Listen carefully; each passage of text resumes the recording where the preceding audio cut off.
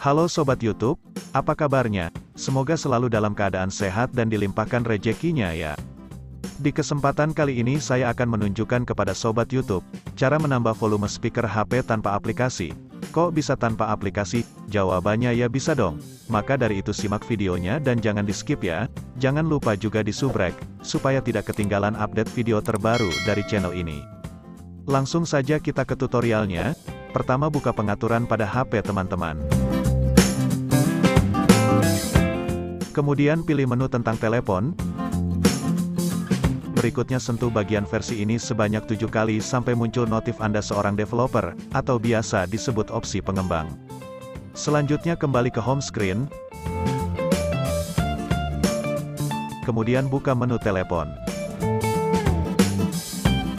Selanjutnya ketik bintang pagar 3, 6, 4, 6, 6, 3, 3 pagar bintang. Maka akan muncul tampilan seperti ini. Kemudian geser aja ke kanan sampai menu hardware testing. Lalu pilih audio. Kemudian pilih volume. Di tampilan ini pilih audio playback. Pada tampilan ini saya akan memutar sebuah musik dahulu. Agar Sobat YouTube tahu perbedaan suaranya nanti setelah disetting, simak videonya dan jangan di skip ya.